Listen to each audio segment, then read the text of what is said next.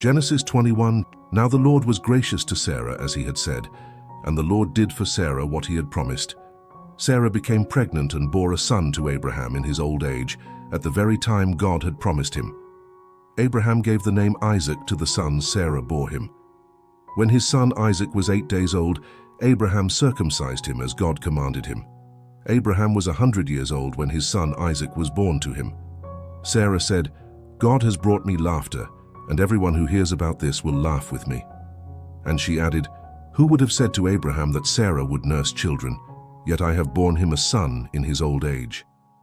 The child grew and was weaned, and on the day Isaac was weaned, Abraham held a great feast. But Sarah saw that the son whom Hagar the Egyptian had borne to Abraham was mocking, and she said to Abraham, "Get rid of that slave woman and her son, for that slave woman's son will never share in the inheritance with my son Isaac." The matter distressed Abraham greatly because it concerned his son. But God said to him, "Do not be so distressed about the boy and your maidservant. Listen to whatever Sarah tells you, because it is through Isaac that your offspring will be reckoned. I will make the son of the maidservant into a nation also, because he is your offspring." Early the next morning, Abraham took some food and a skin of water and gave them to Hagar. He set them on her shoulders and then sent her off with the boy. She went on her way and wandered in the desert of Beersheba. When the water in the skin was gone, she put the boy under one of the bushes. Then she went off and sat down nearby, about a bowshot away, for she thought, "I cannot watch the boy die." And as she sat there nearby, she began to sob. God heard the boy crying, and the angel of God called to Hagar from heaven and said to her, "What is the matter, Hagar? Do not be afraid. God has heard the boy crying as he lies there. Lift the boy up and take him by the hand, for I will make him into a great nation." Then God opened her eyes, and she saw a well of water. So she went and filled the skin with water and gave the boy a drink. God was with the boy as he grew up. He lived in the desert and became an archer. While he was living in the desert of Paran, his mother got a wife for him from Egypt.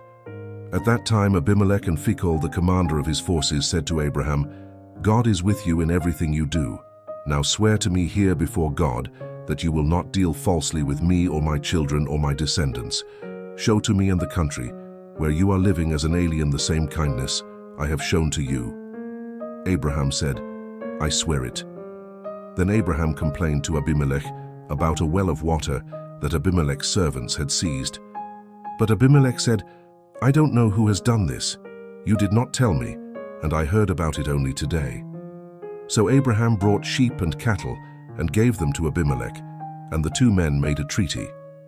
Abraham set apart 7 ewe lambs from the flock, and Abimelech asked Abraham, "What is the meaning of these 7 ewe lambs you have set apart by themselves?" He replied, "Accept these 7 lambs from my hand as a witness that I dug this well." So that place was called Beersheba, because the two men swore an oath there. After the treaty had been made at Beersheba, Abimelech and Phicol, the commander of his forces, returned to the land of the Philistines. Abraham planted a tamarisk tree in Beersheba, and there he called upon the name of the Lord, the eternal God. And Abraham stayed in the land of the Philistines for a long time. Genesis 22. Some time later God tested Abraham. He said to him, "Abraham." "Here I am," he replied. Then God said, "Take your son, your only son Isaac, whom you love, and go to the region of Moriah. Sacrifice him there as a burnt offering on one of the mountains I will tell you about." Early the next morning Abraham got up and saddled his donkey. He took with him 2 of his servants and his son Isaac. When he had cut enough wood for the burnt offering, he set out for the place God had told him about. On the 3rd day Abraham looked up and saw the place in the distance. He said to his servants, "Stay here with the donkey, while I and the boy go over there. We will worship, and then we will come back to you." Abraham took the wood for the burnt offering and placed it on his son Isaac, and he himself carried the fire and the knife. As the 2 of them went on together, Isaac spoke up and said to his father, "Abraham." "Father." "Yes, my son," Abraham replied. "The fire and wood are here," Isaac said, "but where is the lamb for the burnt offering?" Abraham answered, "God himself will provide the lamb for the burnt offering, my son." And the 2 of them went on together. When they reached the place God had told him about, Abraham built an altar there and arranged the wood on it. He bound his son Isaac and laid him on the altar, on top of the wood. Then he reached out his hand and took the knife to slay his son. But the angel of the Lord called out to him from heaven, "Abraham, Abraham." "Here I am," he replied. "Do not lay a hand on the boy," he said. "Do not do anything to him. Now I know that you fear God, because you have not withheld from me your son, your only son." Abraham looked up, and there in a thicket he saw a ram caught by its horns. He went over and took the ram and sacrificed it as a burnt offering instead of his son. So Abraham called that place, "The Lord will provide," and to this day it is said, "On the mountain of the Lord it will be provided." The angel of the Lord called to Abraham from heaven a second time and said, "I swear by myself, declares the Lord, that because you have done this and have not withheld your son, your only son, I will surely bless you and make your descendants as numerous as the stars in the sky and as the sand on the seashore. Your descendants will take possession of the cities of their enemies, and through your offspring all nations on earth will be blessed, because you have obeyed me." Then Abraham returned to his servants, and they set off together for Beersheba. And Abraham stayed in Beersheba. Sometime later Abraham was told, "Milcah is also a mother. She has borne sons to your brother Nahor, Uz the firstborn, Buz his brother, Kemuel, the father of Aram, Kesed, Hazo, Pildash, Jidlaph, and Bethuel." Bethuel became the father of Rebekah. Milcah bore these 8 sons to Abraham's brother Nahor. His concubine, whose name was Reumah, also had sons, Tebah, Gaham, Tahash, and Maacah. Genesis 23. Sarah lived to be 127 years old. She died at Kiriath Arba, that is Hebron in the land of Canaan, and Abraham went to mourn for Sarah and to weep over her. Then Abraham rose from beside his dead wife and spoke to the Hittites. He said, "I am an alien and a stranger among you. Sell me some property for a burial site here so I can bury my dead." The Hittites replied to Abraham, "Sir, listen to us. You are a mighty prince among us. Bury your dead in the choicest of our tombs. None of us will refuse you his tomb for burying your dead." Then Abraham rose and bowed down before the people of the land, the Hittites.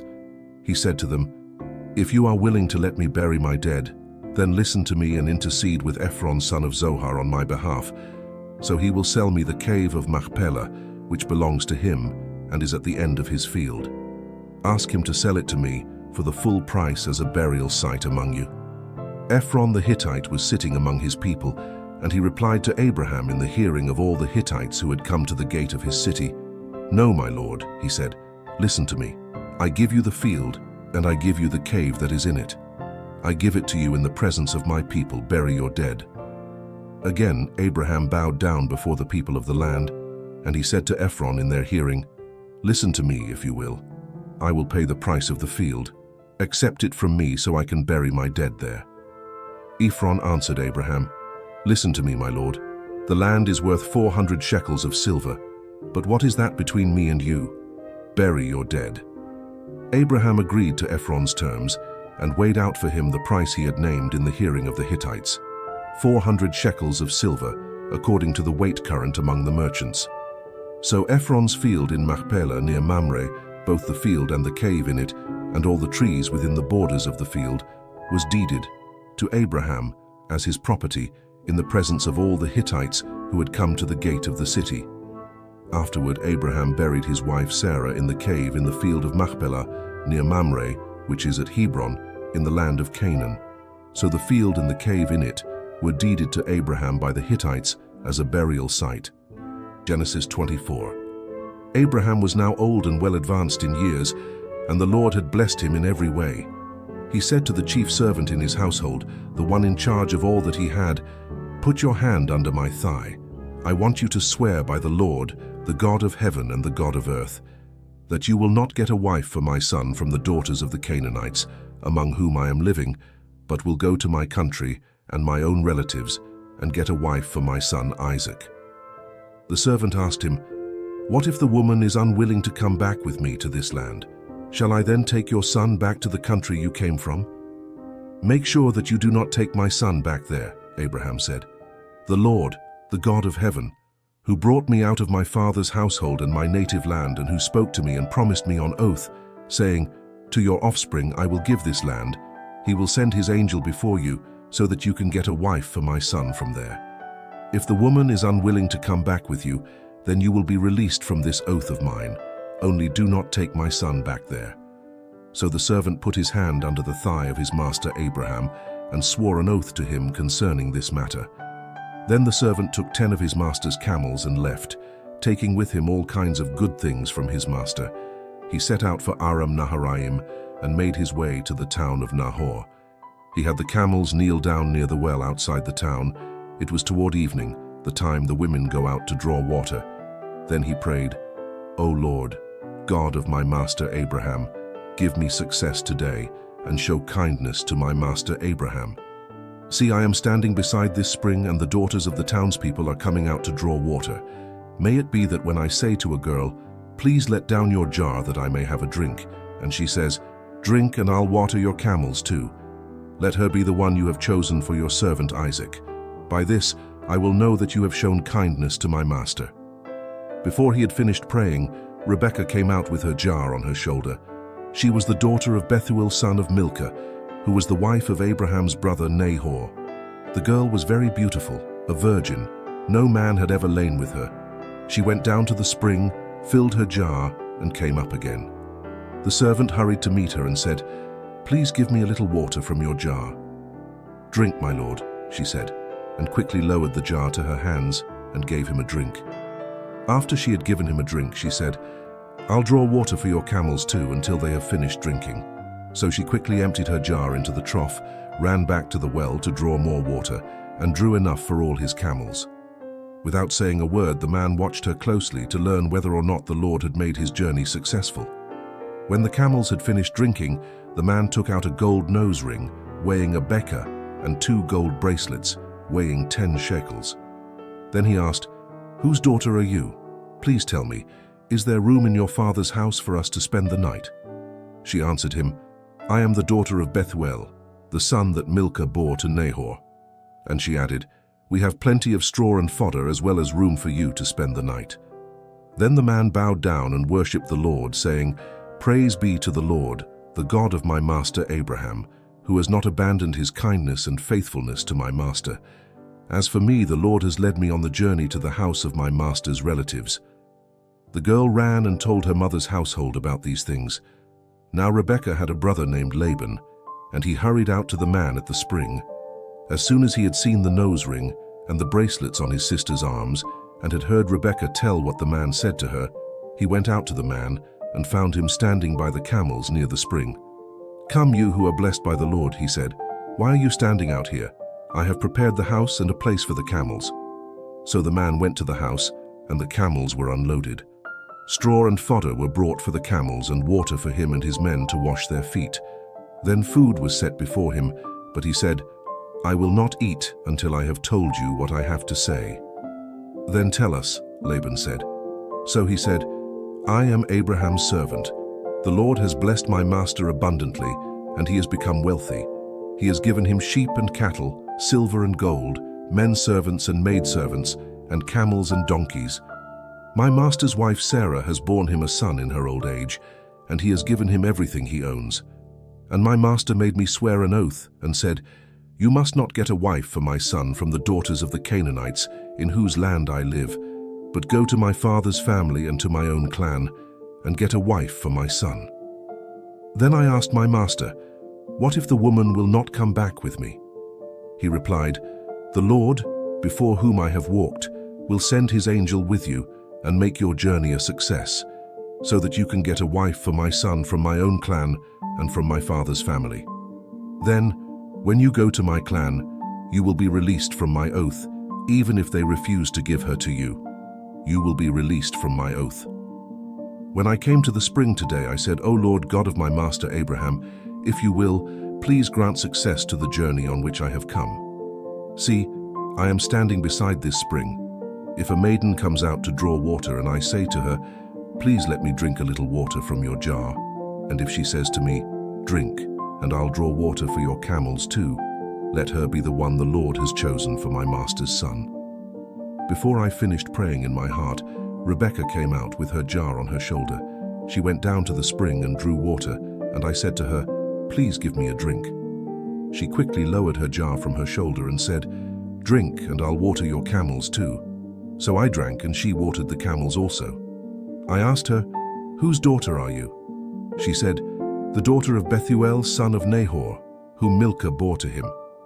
Then I put the ring in her nose and the bracelets on her arms, and I bowed down and worshipped the Lord. I praised the Lord, the God of my master Abraham, who had led me on the right road to get the granddaughter of my master's brother for his son. Now if you will show kindness and faithfulness to my master, tell me, and if not, tell me, so I may know which way to turn." Laban and Bethuel answered, "This is from the Lord. We can say nothing to you one way or the other. Here is Rebekah, take her and go and let her become the wife of your master's son, as the Lord has directed." When Abraham's servant heard what they said, he bowed down to the ground before the Lord. Then the servant brought out gold and silver jewelry and articles of clothing, and gave them to Rebekah. He also gave costly gifts to her brother and to her mother. Then he and the men who were with him ate and drank and spent the night there. When they got up the next morning, he said, "Send me on my way to my master." But her brother and her mother replied, "Let the girl remain with us 10 days or so, then you may go." But he said to them, "Do not detain me, now that the Lord has granted success to my journey. Send me on my way so I may go to my master." Then they said, "Let's call the girl and ask her about it." So they called Rebekah and asked her, "Will you go with this man?" "I will go," she said. So they sent their sister Rebekah on her way, along with her nurse and Abraham's servant and his men. And they blessed Rebekah and said to her, "Our sister, may you increase to thousands upon thousands. May your offspring possess the gates of their enemies." Then Rebekah and her maids got ready and mounted their camels and went back with the man. So the servant took Rebekah and left. Now Isaac had come from Beer Lahai Roi, for he was living in the Negev. He went out to the field one evening to meditate, and as he looked up, he saw camels approaching. Rebekah also looked up and saw Isaac.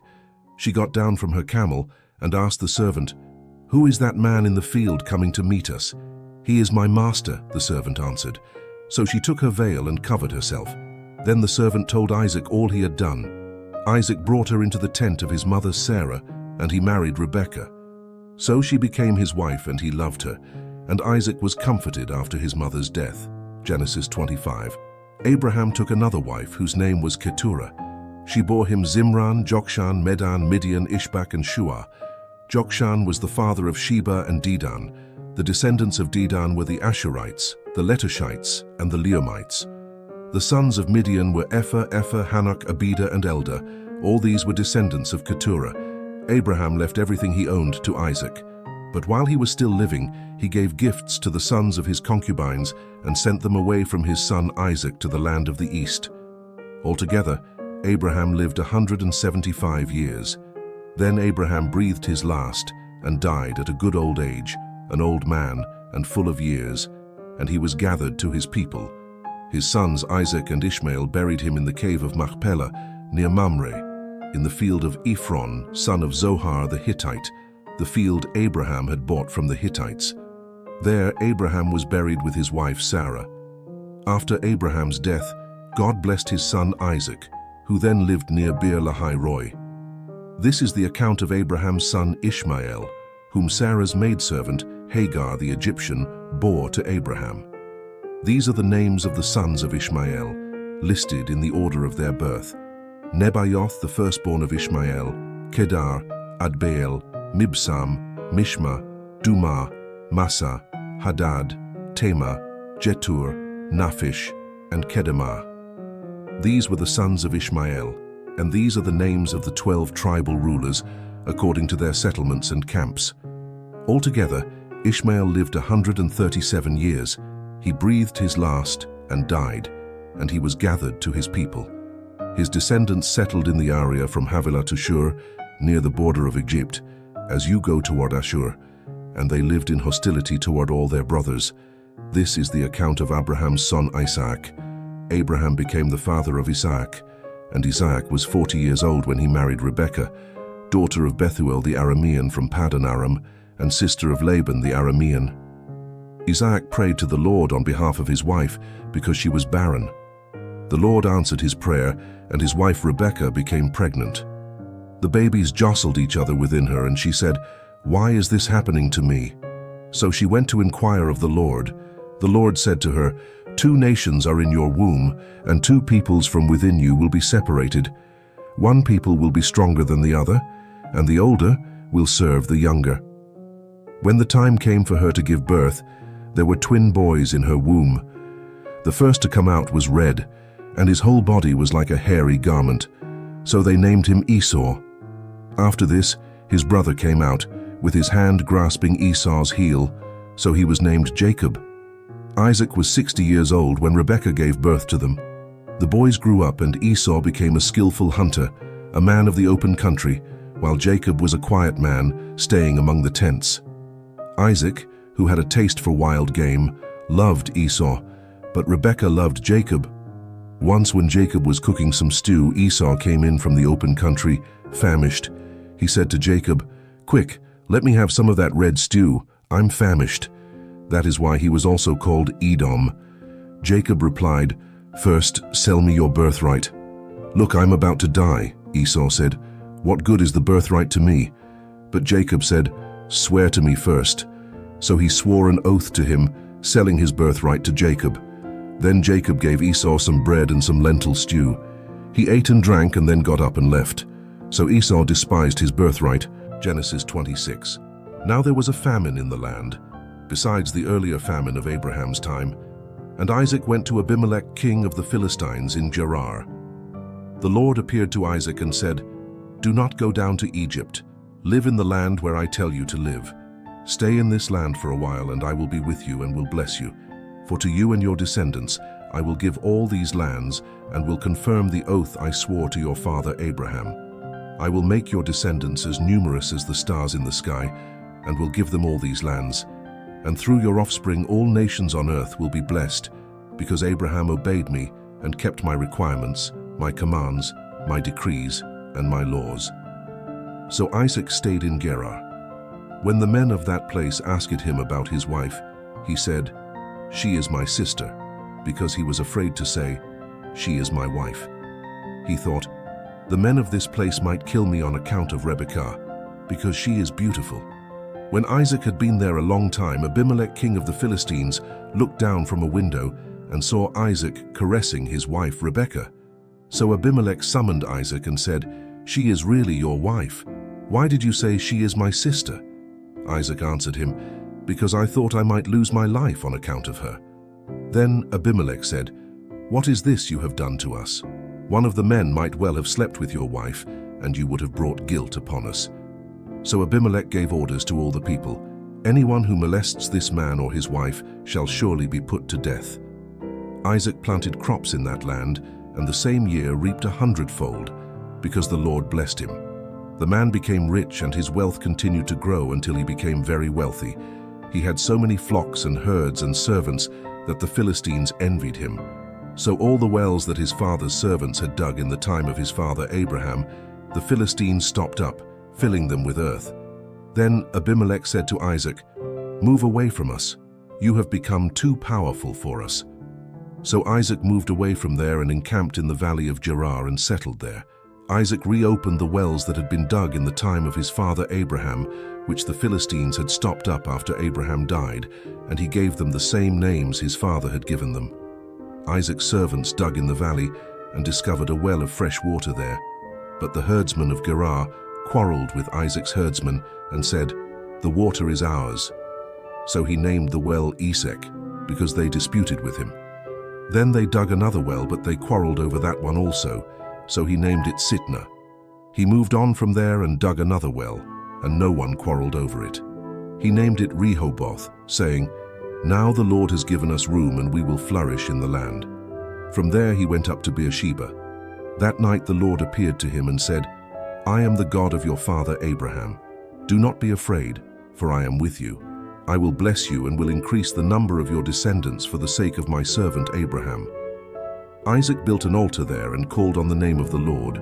There he pitched his tent, and there his servants dug a well.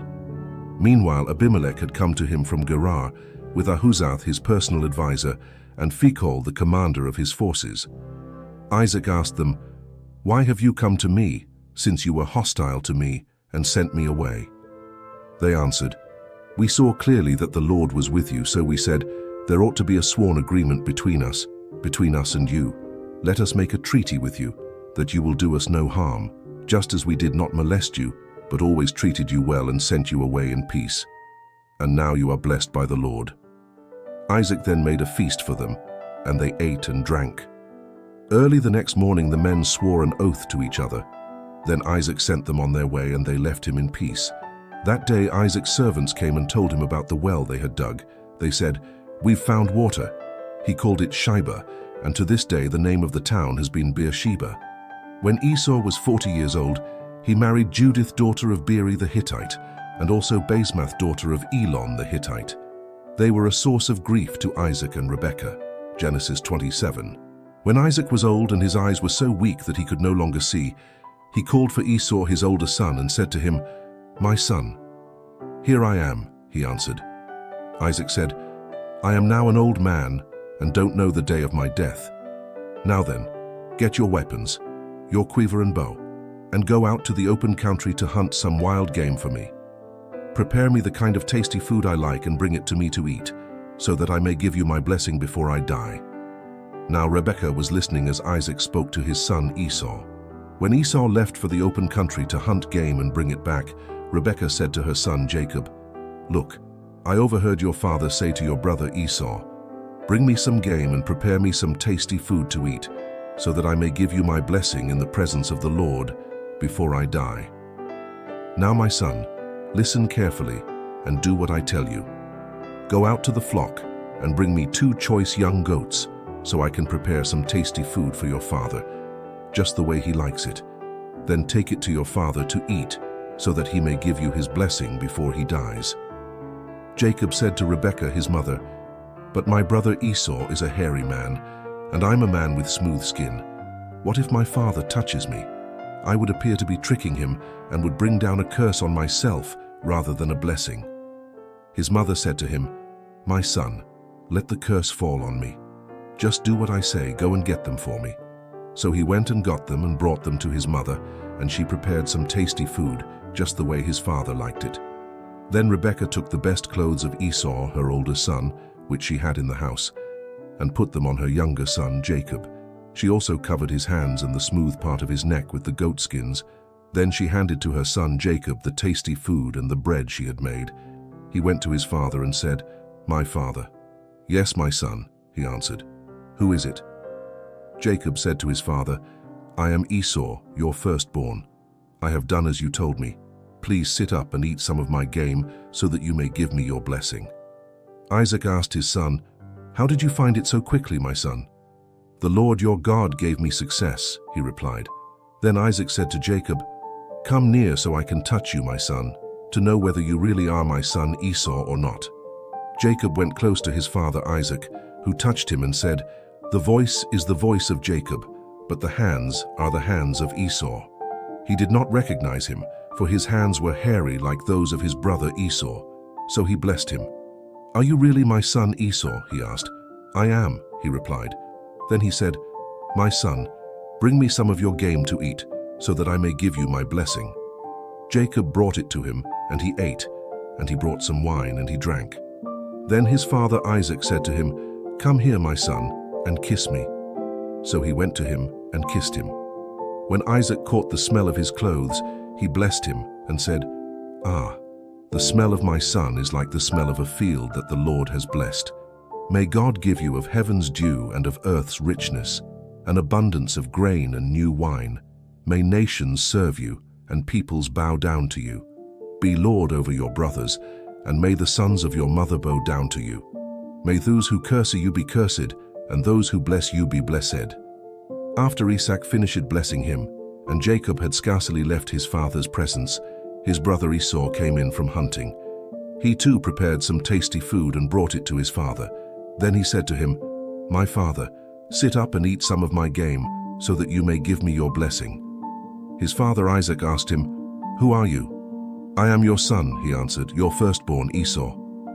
Isaac trembled violently and said, "Who was it then that hunted game and brought it to me? I ate it just before you came, and I blessed him, and indeed he will be blessed." When Esau heard his father's words, he burst out with a loud and bitter cry and said to his father, "Bless me too, my father." But he said, "Your brother came deceitfully and took your blessing." Esau said, "Isn't he rightly named Jacob? He has deceived me these 2 times. He took my birthright, and now he's taken my blessing." Then he asked, "Haven't you reserved any blessing for me?" Isaac answered Esau, "I have made him lord over you, and have made all his relatives his servants, and I have sustained him with grain and new wine. So what can I possibly do for you, my son?" Esau said to his father, "Do you have only one blessing, my father? Bless me too, my father." Then Esau wept aloud. His father Isaac answered him, "Your dwelling will be away from the earth's richness, away from the dew of heaven above. You will live by the sword, and you will serve your brother. But when you grow restless, you will throw his yoke from off your neck." Esau held a grudge against Jacob because of the blessing his father had given him. He said to himself, "The days of mourning for my father are near. Then I will kill my brother Jacob." When Rebekah was told what her older son Esau had said, she sent for her younger son Jacob and said to him, "Your brother Esau is consoling himself with the thought of killing you. Now then, my son, do what I say. Flee at once to my brother Laban in Haran. Stay with him for a while until your brother's fury subsides. When your brother is no longer angry with you and forgets what you did to him, I'll send word for you to come back from there. Why should I lose both of you in one day?" Then Rebekah said to Isaac, "I'm disgusted with living because of these Hittite women. If Jacob takes a wife from among the women of this land, from Hittite women like these, my life will not be worth living." Genesis 28. So Isaac called for Jacob and blessed him and commanded him, "Do not marry a Canaanite woman. Go at once to Paddan Aram, to the house of your mother's father Bethuel. Take a wife for yourself there, from among the daughters of Laban, your mother's brother.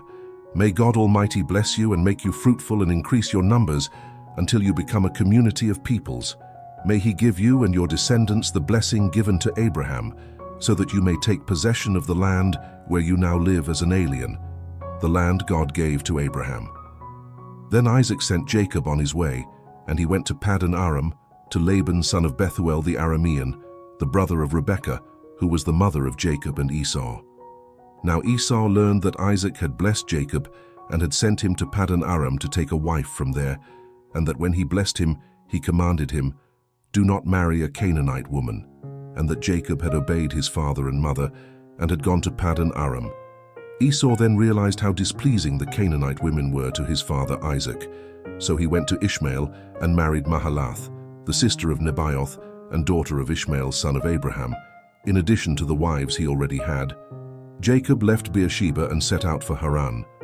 When he reached a certain place, he stopped for the night because the sun had set. Taking one of the stones there, he put it under his head and lay down to sleep. He had a dream in which he saw a stairway resting on the earth, with its top reaching to heaven, and the angels of God were ascending and descending on it. There above it stood the Lord, and he said, "I am the Lord, the God of your father Abraham and the God of Isaac. I will give you and your descendants the land on which you are lying. Your descendants will be like the dust of the earth, and you will spread out to the west and to the east, to the north and to the south.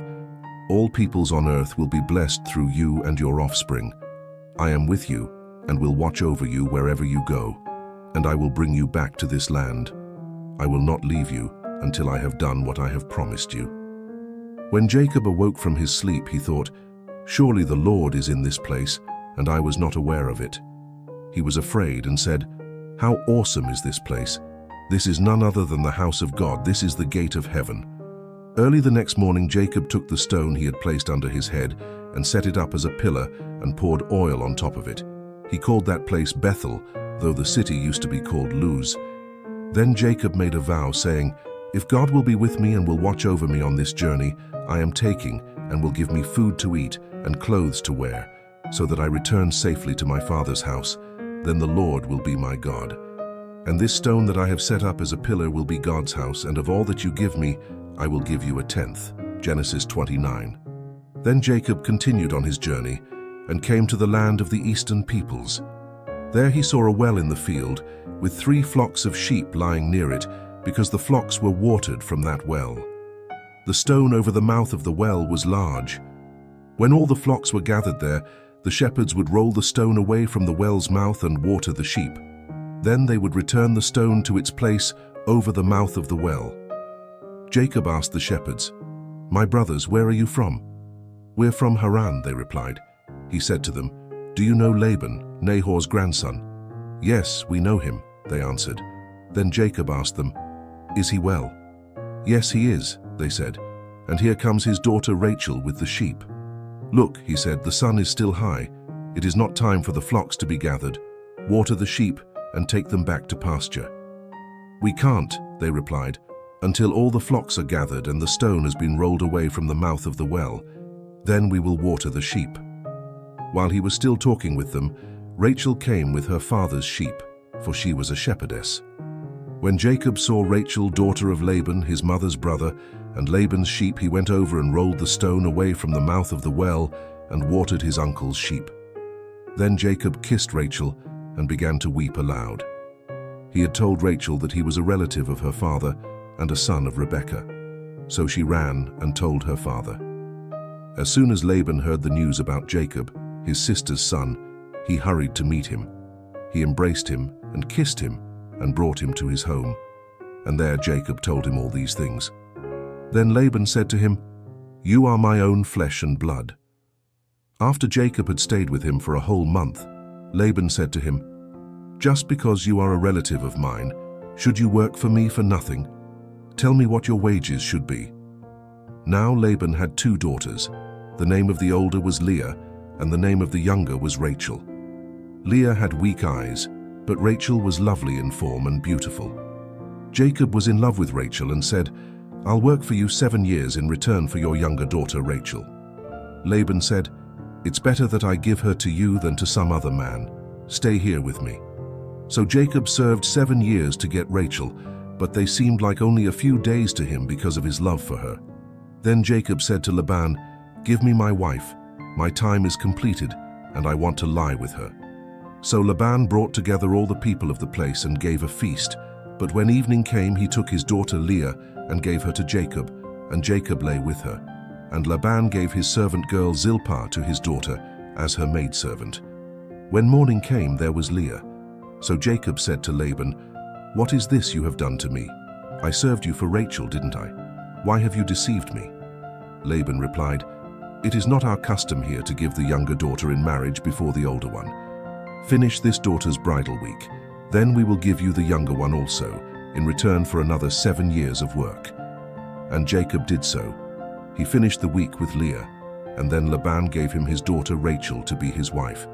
Laban gave his servant girl Bilhah to his daughter Rachel as her maidservant. Jacob lay with Rachel also, and he loved Rachel more than Leah. And he worked for Laban another 7 years.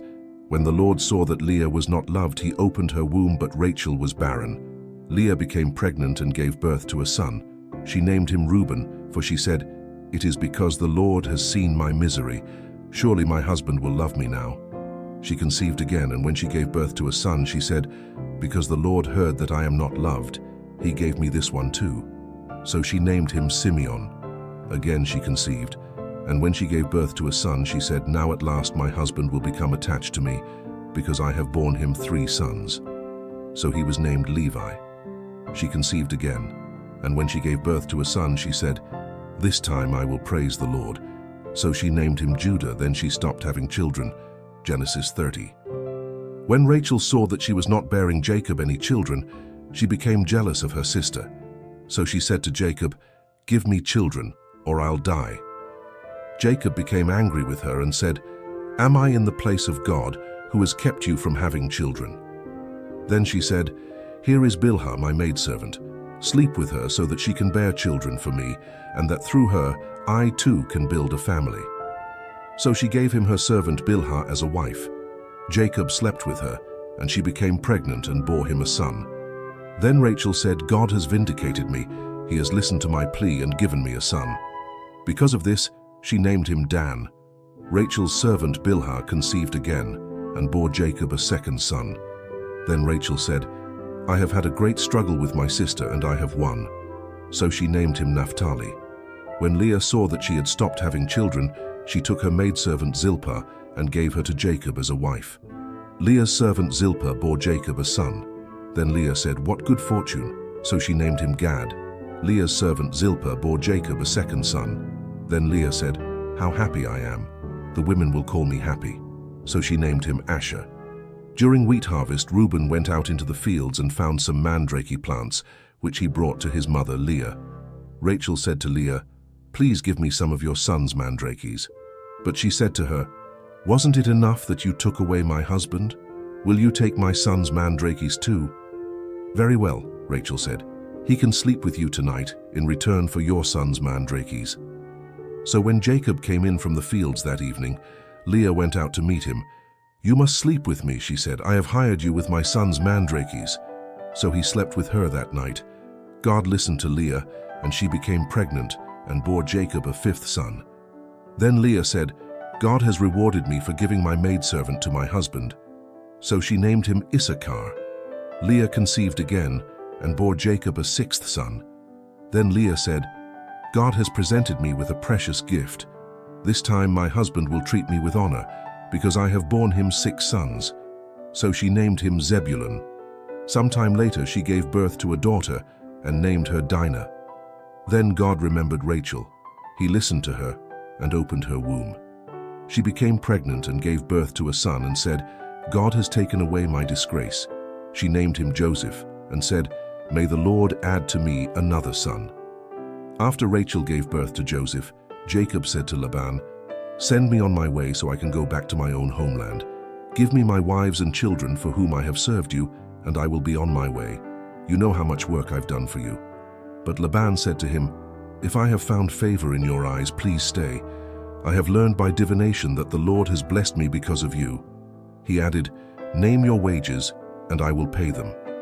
Jacob said to him, "You know how I have worked for you, and how your livestock has fared under my care. The little you had before I came has increased greatly, and the Lord has blessed you wherever I have been. But now, when may I do something for my own household? What shall I give you?" he asked. "Don't give me anything," Jacob replied. "But if you will do this one thing for me, I will go on tending your flocks and watching over them. Let me go through all your flocks today and remove from them every speckled or spotted sheep, every dark-colored lamb, and every spotted or speckled goat. They will be my wages, and my honesty will testify for me in the future whenever you check on the wages you have paid me.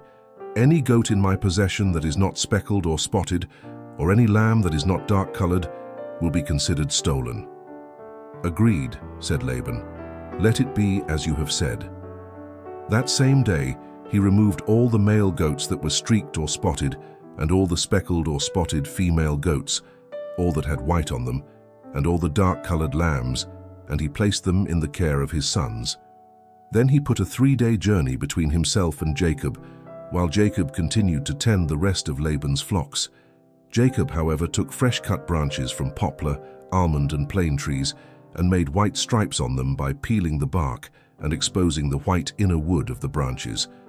Then he placed the peeled branches in all the watering troughs so that they would be directly in front of the flocks when they came to drink. When the flocks were in heat and came to drink, they mated in front of the branches, and they bore young that were streaked or speckled or spotted.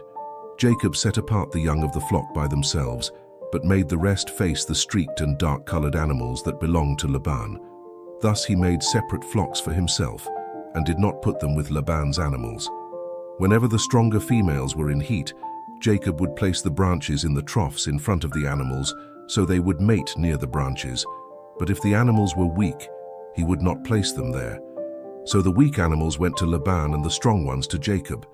In this way the man grew exceedingly prosperous, and came to own large flocks, and maidservants and menservants, and camels and donkeys.